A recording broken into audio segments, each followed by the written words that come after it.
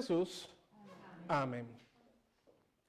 Hoy empezamos el descenso del monte de la Transfiguración y Septuagésima nos recuerda que aún no estamos en la Cuaresma, pero como les dije al principio, este tiempo de las Gésimas nos empieza a colocar en un terreno incómodo a cada uno de nosotros. Jesús comienza a confrontar a sus discípulos, a la gente que lo escucha y a su iglesia, a cada uno de nosotros. El reino de Cristo es un reino totalmente diferente a lo que nosotros pensamos. Es totalmente diferente, por ejemplo, al reino de España. Hoy escuchamos una parábola que se denomina las parábolas del reino. Y vemos aquí a un hombre, padre de familia, que es totalmente diferente también a lo que nosotros estamos acostumbrados de ver. Y esta parábola, más que una parábola para reivindicar los derechos laborales de los trabajadores de esta viña, más bien es una parábola que nos demuestra cuál es el carácter del reino de Dios, donde Jesús mismo nos dice, los primeros serán los últimos y los últimos serán los primeros, donde el hombre no se mide por su valor en la sociedad o por el título que tenga, sino solamente por la gracia, como cantamos hace poco. Por gracia sola yo soy salvo. Y el día de hoy nos enfrentamos a una gran pregunta, sencilla, pero profunda. ¿En qué estamos confiando realmente delante de Dios? ¿En mis propias obras o en la obra del crucificado por cada uno de nosotros? Israel había sido librado de la esclavitud de Egipto. Ellos habían visto todas las grandes maravillas con las que Dios los había sacado. Ellos habían cantado por la victoria de Dios. Y sin embargo, en el desierto contienden contra el Señor. Los obreros de la viña habían trabajado todo el día. Habían cumplido, habían soportado el peso y el calor del día. Y aún así terminan quejándose con el dueño. El apóstol San Pablo recuerda a la iglesia de Corinto y también a nosotros que muchos de los que salieron de Egipto no entraron a la tierra prometida. De hecho, solamente 2 de los que salieron de la tierra de Egipto entraron a la tierra prometida, junto con la descendencia que nació durante los 40 años en el desierto. Todos estos textos nos ponen frente a la misma realidad. No basta haber empezado bien, ni haber estado desde el principio. La vida cristiana no se define o no se sostiene por el derecho que yo crea tener en la iglesia, sino por la gracia que Dios mismo nos da. Pero la respuesta humana ante la gracia de Dios muchas veces es quejarse, es murmurar, porque no aguantamos la bondad de Dios. No pensamos que otros puedan recibir bendiciones y yo no. Un claro ejemplo de eso lo encontramos en la Escritura, el profeta Jonás. El profeta Jonás, después de haber sido librado del vientre de este pez gigantesco, haber visto el milagro de Dios, haber clamado y haber dicho, Señor, no dejes que perezca en el Seol. Y Dios escupe a la tierra y ahora predica y proclama el mensaje de castigo y de ira. Él lo único que quería ver eran bolas de fuego destruyendo a Nínive. Y Dios, en su misericordia, por el arrepentimiento del pueblo, lo perdona. ¿Y qué es lo que hace Jonás? Se molesta con Dios. Se molesta y dice, es que ya yo sabía que tú ibas a ser bueno y misericordioso para con ellos.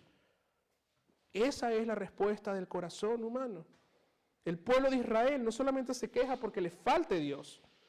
Ellos habían visto cómo Dios actuó, ahogando al faraón y a sus ejércitos, abriendo el mar, cómo hizo las proezas para librarlo. Y se quejan. Y se quejan porque ellos piensan que Dios no está actuando como ellos quieren. Fíjense lo que dice la Escritura. ¿Está o no está el Señor entre nosotros? Esa fue la gran pregunta en Refidim. Y esta no es una pregunta inocente, esto es una acusación directa a Dios. En el fondo, lo que estaban diciendo el pueblo era, bueno, si Dios realmente está aquí con nosotros, Él nos daría todo lo que nosotros queremos.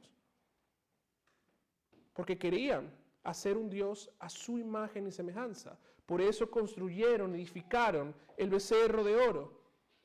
Israel fue duro para alejarse de los ídolos de Egipto, porque ellos querían moldear a Dios a su propia imagen y semejanza. Y no solamente le pasó a Israel en el desierto, eso también pasa a nosotros. Si realmente Dios estuviese aquí, las cosas no pasarían como esto, o yo tendría esto, o esto, o esto. Y lo mismo sucede en la viña. Los primeros obreros no protestan porque hay una injusticia real, sino porque el dueño es demasiado bondadoso con las demás personas. Ellos no soportan esa gracia que rompe toda lógica de merecimiento. Si yo trabajé más, entonces yo debo recibir más. Han trabajado más, han llegado antes, sienten el calor del día, se sienten en una posición superior y al final este hombre, padre de familia, los hace como aquellos que llegaron una hora antes de terminar la jornada laboral. Este es el corazón humano, este es nuestro corazón. Buscamos compararnos con los demás. Llevamos cuentas quizás a veces en nuestras vidas. Pensamos que por quizás pasar más tiempo en la iglesia, por haber hecho más sacrificios, por haber aguantado más, por haber estado en algún ministerio, entonces Dios me ve de una forma distinta y me tiene que dar cosas distintas a mí que a los demás. Y cuando no lo recibimos, murmuramos contra Dios. Quizás no con palabras, quizás sea con nuestra propia actitud, con nuestro propio distanciamiento, con una dejadez a las cosas del Señor. Es que nadie me toma en cuenta. Es que hago y hago y hago y no siento tampoco que mi vida está cambiando. Cuando quizás las cosas que no nos van bien, también murmuramos contra Dios, como en Egipto, y queremos volver al Egipto de nuestros corazones, donde éramos presos del pecado, pero decíamos, bueno, es que vivía más tranquilo antes de comprometerme con las cosas del Señor.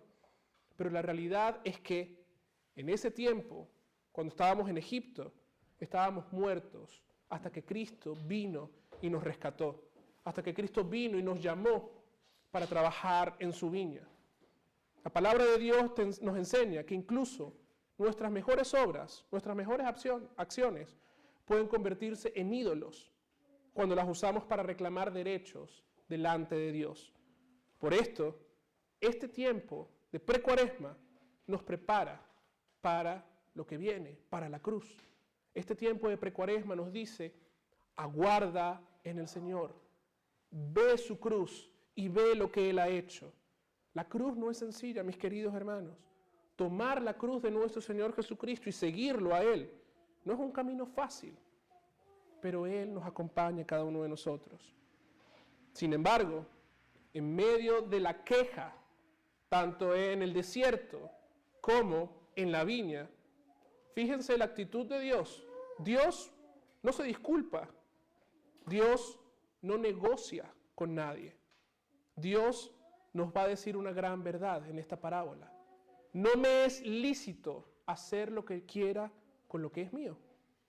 ¿Acaso tú tienes envidia porque yo soy bueno? Esta es la gracia de Dios. Él nos da a cada uno de nosotros, no en base a mi propio esfuerzo o mérito, sino lo hace por lo que Cristo ha hecho.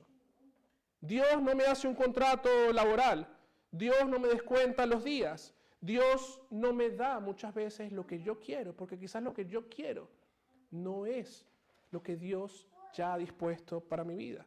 Pero gracias a Dios, mis queridos hermanos, que Él no nos paga de acuerdo a lo que nosotros hemos hecho, porque si no estaríamos perdidos, sino que Él nos paga de acuerdo a lo que su Hijo, el gran obrero, ha hecho por cada uno de nosotros. En el desierto el pueblo exige agua, y fíjense que Dios podía destruirlos, podía lanzar cualquier cosa y destruirlos, pero no. Dios, en cambio, manda a Moisés para golpear la roca. El juicio que tenía que haber caído sobre el pueblo en el desierto, cae sobre la roca y no sobre el pueblo. Y de la roca herida brota agua.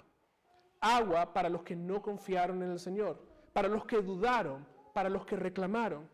Y San Pablo nos va a decir, fíjense lo maravilloso que es esto, San Pablo va a interpretar este texto, va a interpretar esta acción y va a decir que esa roca es Cristo. Y no es una roca simbólica, no es un ejemplo moral, sino es el verdadero fundamento. Cristo fue herido por nosotros y de su costado brotó agua y sangre.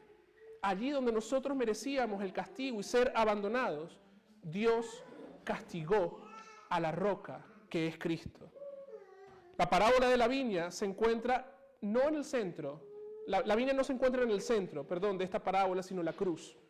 Cristo es el obrero que trabajó toda la jornada, que Él cargó el peso del día y del calor, y sin embargo, Él recibe el salario de un pecador. Él recibe rechazo, recibe burla. Él es el primero de todo, porque Él es eterno, pero Él se hizo el último por cada uno de nosotros, para que ahora nosotros, que somos los últimos, seamos los primeros y seamos convidados a su mesa. Cuando del costado abierto no solamente brotó agua para el camino, sino que también la sangre que te da perdón. Allí es donde Dios mostró su justicia definitiva, que no consiste en lo que tú hagas, sino en lo que Cristo ha hecho por ti. Por eso los últimos son los primeros. No porque sean mejores, sino porque no tienen nada más en que confiar sino en su Señor. No tienen nada que entregarle al Señor, sino recibir. Como decía Lutero, nosotros somos mendigos que extendemos nuestra mano para recibir todo de nuestro Señor. Y Él nos da su don de perdón, de vida y de salvación. Por eso es que la imagen que tiene el apóstol San Pablo, esta imagen de carrera, no es para fomentar una ansiedad espiritual o el mérito de las carreras, sino para advertirnos el peligro de correr mirando hacia las demás personas, hacia los costados, creyendo que con eso yo voy a alcanzar la meta por mérito propio. Él dice, yo golpeo mi carne y confío en lo que Dios ha hecho por mí. La fe cristiana vive del día a día, del pan que recibimos el día de hoy, del agua que brota de la roca, de la sangre que se nos es dada el día de hoy.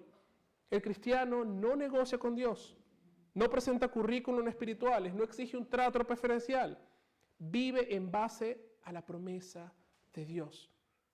Por eso es que este domingo de Septuagésima nos prepara para la Cuaresma, recordándonos que el camino hacia la cruz no es una escalera en ascenso, sino es un descenso de nuestro orgullo hacia la cruz, para dejar todo en las manos de nuestro Señor y descansar en Él.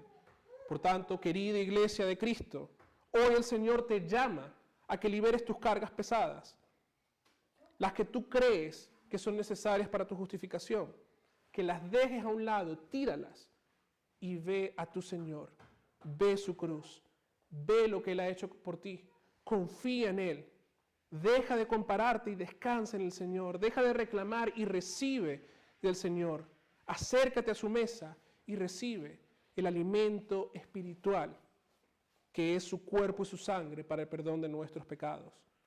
La roca ya fue herida, el agua ya brotó, el salario ya fue pagado por Cristo y ese don, escandalosamente, sigue siendo para los últimos, que somos cada uno de nosotros. Que la gracia de nuestro Señor Jesucristo, el amor de Dios y la comunión del Espíritu Santo sea con cada uno de ustedes. Amén.